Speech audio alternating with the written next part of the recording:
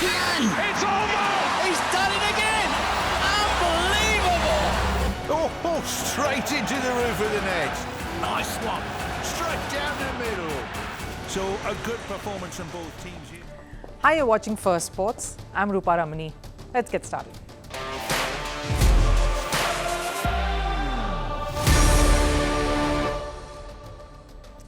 On the show today, the biggest love affair of the Indian Premier League. This is one for the ages. It's a romantic tragedy that is filled with romance, drama, action, thrills, and a lot of heartbreak. There is joy, there is anger, tears, and agony. My quirky take on one of the biggest mysteries in the Indian Premier League. And what's the secret to underdogs coming up to break the norm, shatter the world order, and create a shift in power dynamics? Are the cash-rich leagues finally being shown the mirror? The year of the underdogs is here. Who are they and what's the common thread running as reasons for their success stories? A decode special here on Firstpost. And as always, we get you a heartwarming story. Today, it's about someone living in the shadows doing the unthinkable. We always talk about humans beating another human, but what about people braving nature, overcoming all odds to do the miraculous? Stay on for that and more on the show. But first, Sports 360. We'll start with cricket. Australian legend Ricky Ponting has revealed he was approached for India's head coach role, and he refused it as it would mean being away from home a lot. India's cricket board is on the lookout for a coach for their men's cricket team. Rahul Dravid's contract runs out after the T20 World Cup in July. The BCCI has set May 27th as the last date to submit applications.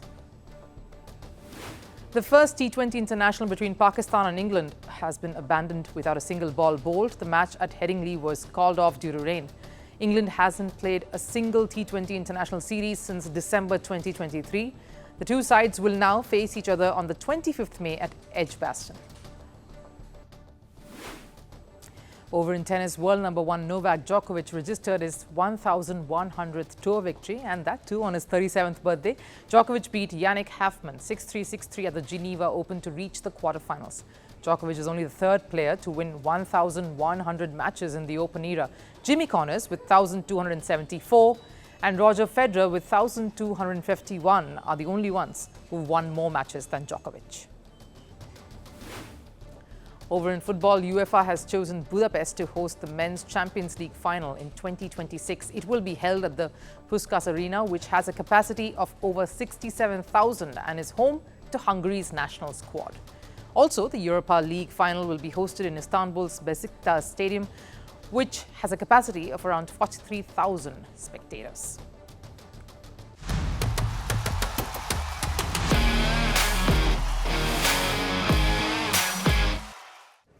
Now, there are many love affairs that have blossomed in the Indian Premier League, the IPL, over time. The legendary MS Dhoni and Chennai, that's the one that comes to mind first. A roaring love story. West Indians and T20 cricket, the original sweethearts, the all-rounders who redefined the shortest format of the game back then. Shane Warne and Rajasthan. The first is always special for anyone. The first title, the very first edition. Preeti Zinta and Punjab. The dimpled actress has been a constant, even as times for Punjab have changed and fortunes haven't. And then, of course, there are the intense love stories that will always end in heartbreak. Like RCB fans and the IPL trophy. It's a rom-com that has drama, anger, emotions, and intensity. It's a bit of a love-hate thing. The love affair of the RCB fan and the IPL trophy is unlike that of any franchise. Their agony of unrequited love is unmatched, because the franchise almost always never fails to fail. Every year flatters to deceive. A true RCB fan is not one who's only felt love.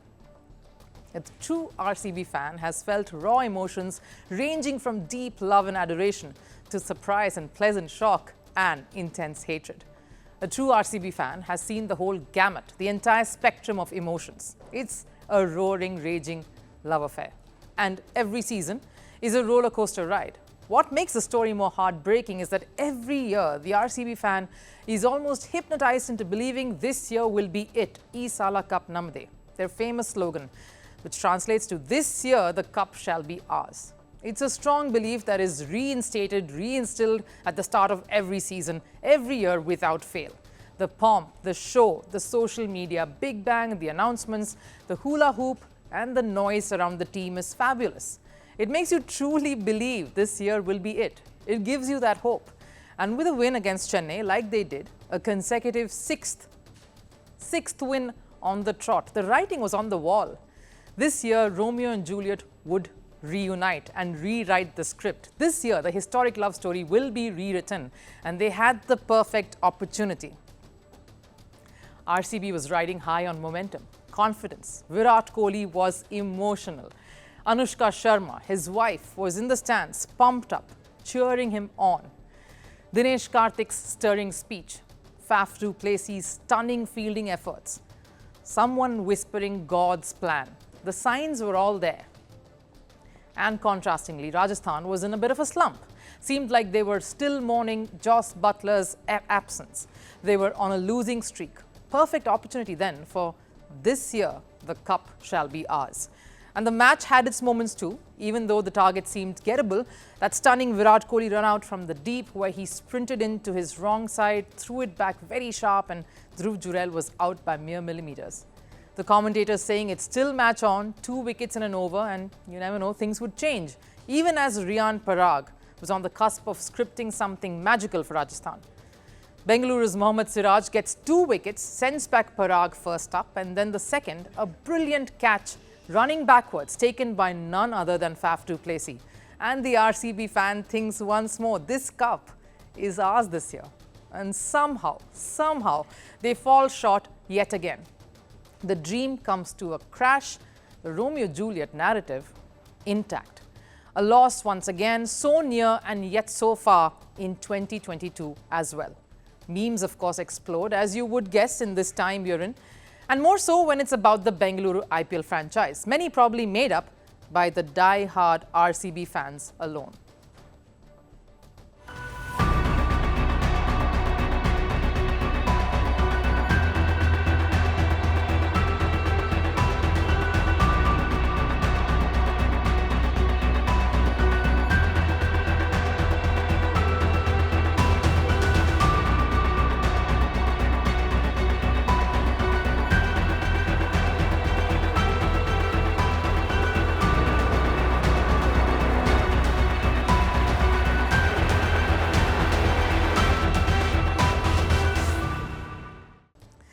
And Dinesh Karthik, who also quietly played his last IPL, walking out with his entire team clapping and applauding him from behind, summed it up rather aptly in an interview with fellow statemate R. Ashwin, who he faced last night in fact.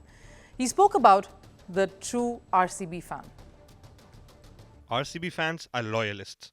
They're actually family, and I say that in good and bad ways. The good way is that when you go, no matter what happens, if I walk in, they will cheer my name and make me feel like I'm the greatest player on earth. On a personal level, that same fan will abuse me silently in DMs every day. He will go hard at me if I don't do well for RCB.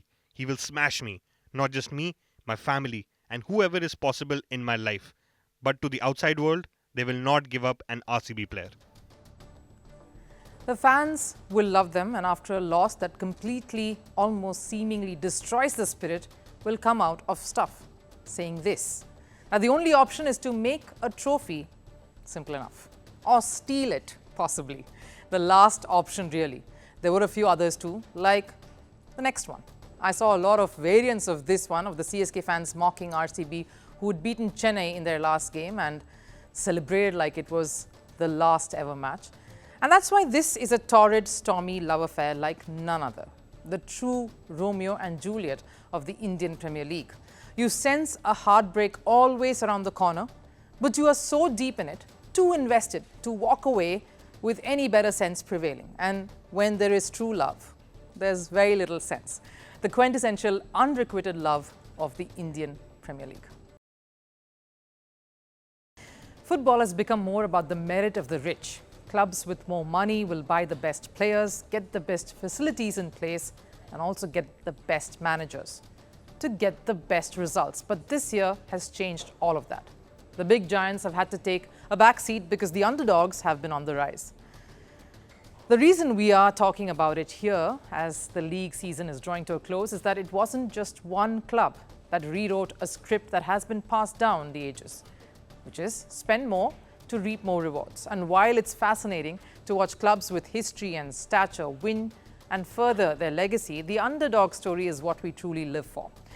Like the Europa League final last night that saw Bayer Leverkusen go up against Atalanta. Two clubs with close to nothing in European history had reached a final. Now, if the same two clubs had reached the final last year, it would have been either a little shocking, of course, but also probably dull.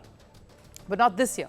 And you could tell so by just the cheers and the excitement that fans were showing as they were building up to this clash.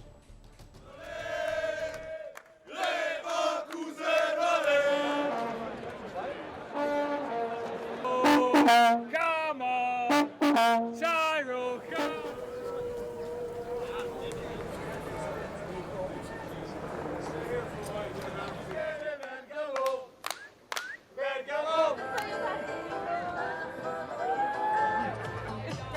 When you choose, yeah.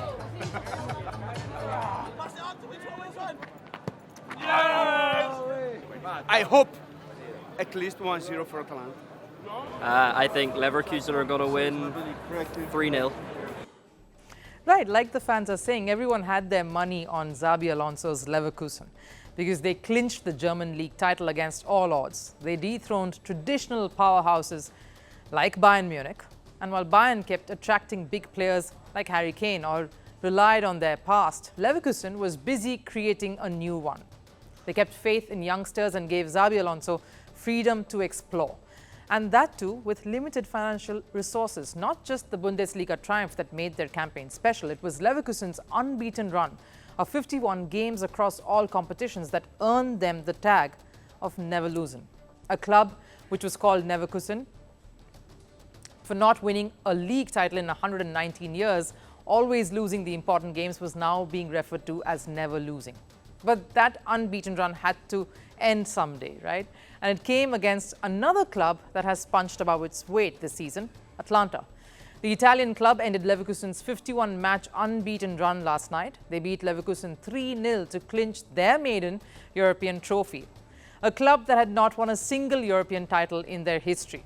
So while the famous Italian clubs AC Milan, Juventus and Inter Milan were busy licking their wounds, Atalanta was busy ending Italy's 25-year-long trophy drought. They did it in 2024, this year, the year of the underdogs. Atalanta's major honor before this was their Coppa Italia triumph that came way back in 1963.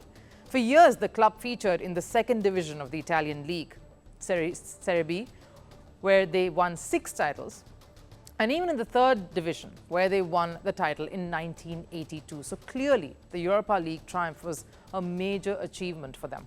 And just like Leverkusen, they didn't attract big players either. They just stuck to the old method of football, make the most of the resources they have, and put their faith in the youngsters.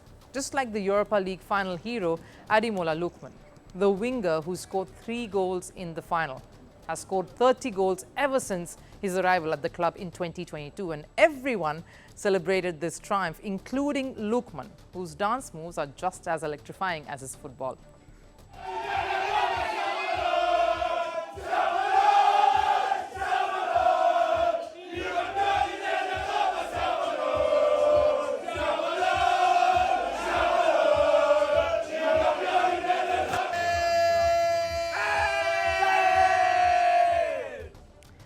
Lookman, for instance, has been a part of the club's fearless approach to football. Express and play your heart out. No need for over-planning. They attack when it's needed and defend when it's required, relying on simple principles of the sport, because before Leverkusen, they beat the likes of Liverpool to reach the final. Jurgen Klopp's Liverpool that has won Champions League, Premier League title in the recent few years. And so you sensed it then maybe that the team that beat Liverpool was most likely to probably go all the way. The fans, of course, loved every minute of this coming-of-age triumph.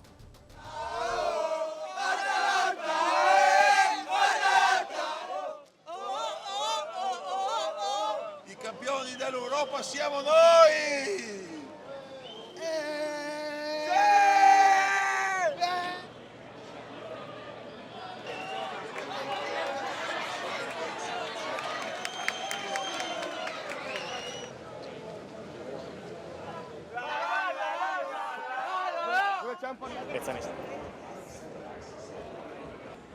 It's an historic win. It's crazy. It's unbelievable, guys. It's not describable tonight. It's Cinderella of Europe that it's coming to the stairs, like to the top.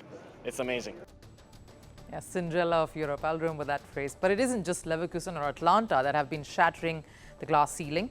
In the German league, there are two more clubs that have upset the world order, a league that is usually considered a one-club race, dominated by Bayern Munich. It saw two more sides, apart from Leverkusen, questioning the set pattern.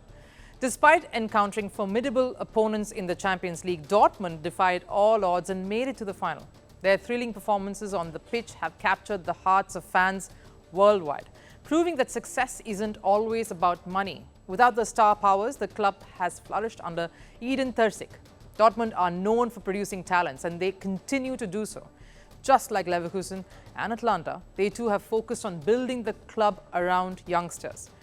While Dortmund has the experience of Marco Ruiz, they also have youngsters like Bainoe Gittins. Again, not big names, but players who play natural football, the concept of see ball and strike ball. Take VfB Stuttgart. The club finished second in Bundesliga.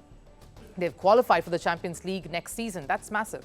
The club has experienced mixed fortunes over the years. Before 1990, the club enjoyed remarkable success. Thereafter, it was relegated to the lower division of German football, and it was only in 2020 that Stuttgart was promoted to the first division. So for them to qualify for Champions League is a massive achievement. And if it wasn't for Leverkusen's dominance, a lot of the talk would have been about this side too. That's the common trait here between these clubs, a club that is grooming young talents. And it's seen across all these clubs that are considered the underdogs, from their midfield to defense and even forwards. The average age falls under 26 in Stuttgart, the oldest being their goalkeeper, Fabian Bredlow, who is 29. Now, the rise isn't restricted to the Italian league or the German league alone. In French league too, club Stade Brestois have punched above their weight, securing qualification for next year's Champions League. A club that never featured in Europa League, playing in the Champions League would be huge. And unlike Stuttgart, Brest aren't sleeping giants. Their best ever finish in the French league has been 8th. And even in the second division of French league, they only won the title once in 1981. So all of these clubs have shown that regardless of financial constraints or lack of star power, they can still thrive and perform. Because money might attract star players, but will that mean they can function as a unit and succeed? These clubs have proved that football is simple. Just focus on the basics and groom young talent and you're good. Leverkusen, Dortmund, Stuttgart and Brest have shown us that success is not determined by the size of the pocket, but by the strength of the spirit. And the common factor between all these clubs was their focus on utilizing the resources they had and make it count. Maybe a lesson for all the big clubs out there who feel like spending money is the only path to success. There are many more frugal, more rewarding ways. It's said that climbing the ladder of success is hard. It requires passion, grit, fighting spirit, and a little bit of luck too. Attaining the pinnacle of success is like climbing Mount Everest, Earth's highest mountain above sea level. It's not easy, and there's a reason very few have surmounted this. But one person has definitely made this seem very, very easy. Our story today transcends the boundaries of ordinary human achievement. It's about a man who achieved something that is hard to imagine. And here's what makes this a heartwarming story. The achievement is of one who is not in the spotlight, not in the limelight. He's in the shadows. We're diving deep into the achievements of Sherpa guide Kami Rita from Nepal. This comes at a time when the country is facing backlash for its cricketer Sandeep Lamichhane, who's been in the news for all the wrong reasons. Rita is one, though, whose name echoes through the peaks of the Himalayas because he has scaled Mount Everest for a record 30th time. He's broken his own record, once again proving that the human spirit knows no bounds. And it's not just him. Another climber has broken a record right after Rita's unthinkable feat. What makes these stories remarkable and a lesson for us? Take a look.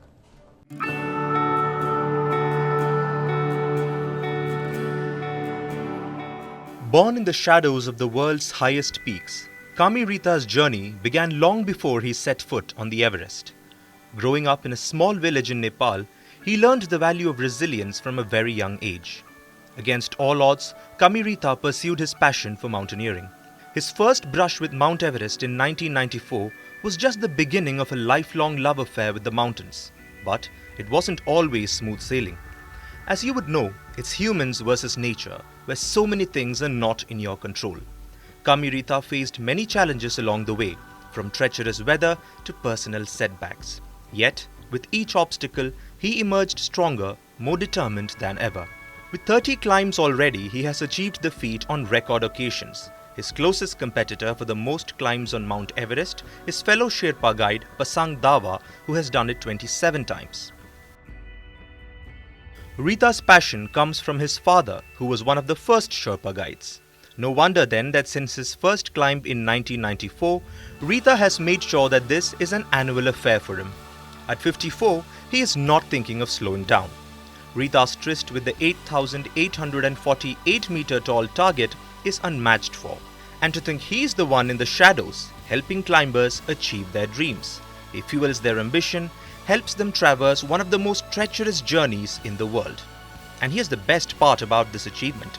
It has come 10 days after he climbed the Everest successfully. That's beast mode level accomplishment. In addition to the Everest, Kami Rita has scaled several other peaks, including K2, Cho Oyu, Manaslu and Lhotse. These are some of the world's highest. The Sherpas have been contributing towards tourism. I feel that I've done something big, not just for the Sherpas, but for the whole country. While it's easy to say that age should never hold one back, or talk about other athletes who have continued to stay at the top of their game-defying age, those were in conditions that were largely sanitized and controlled. It's humans versus humans. What Rita is battling is nature. It's human versus nature. Facing what is not in your control is the toughest challenge. And that is why Rita's achievements are an inspiration for many. And it seems like climbers from Nepal have the spirit to do this, because hot on the heels of this monumental achievement comes the news of a Nepali female climber, Phunjo Lama. She reached Everest summit in 14 hours and 31 minutes. Incredible. She smashed the record for the world's fastest ascent of the mountain by a woman. And it wasn't just another record-breaking achievement. She shaved more than 11 hours of the previous best by a Hong Kong climber in 2021. Climbers usually take days to reach the top mountain, spending nights on its different camps to rest and acclimatize. And while these achievements make it fascinating, there is another side to it. And like other sports, a loss can be more severe. Over 330 people have perished in their attempt to scale this beast of a mountain. That is why this is an unbelievable achievement. Rita shows that true resilience is not just about reaching the summit. It's about the courage to take that first step and the perseverance to keep going, even when it seems impossible sometimes. Rita and Phunjo's journeys are a testament to the human spirit, a reminder that we all have the power to defy limits and conquer our own Everest, whatever that may be. Time for last serve. Now, it's been close to 2 years since Roger Federer retired from professional tennis, but the former world number one still got it. His forehand seems to be just as good as it was during his playing days. He was in Paris entertaining some kids with his skills. Take a look.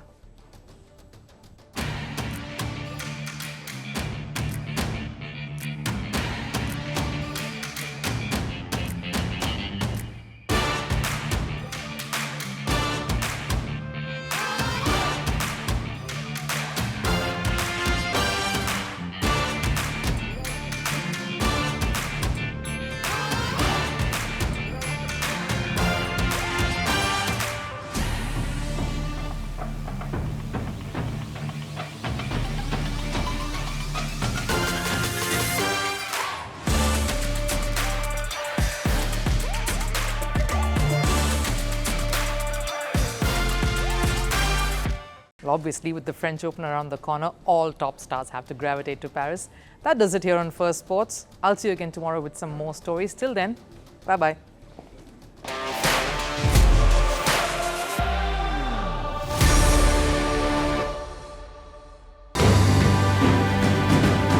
Firstpost reports from the world's second largest continent. Hello, I'm Alison Lagrange. A very warm welcome from Durban, South Africa. We get you the news and the newsmakers from Africa. South Africa goes to the polls on the 29th of May. I will track the election and bring you ground reports. Is it the end of the road for the African National Congress? And will former President Jacob Zuma stage a dramatic comeback? From elections to climate change to innovations and opportunities. As the world's attention shifts, we report from Africa, the heart of the global south. Join me every weekday live on Firstpost.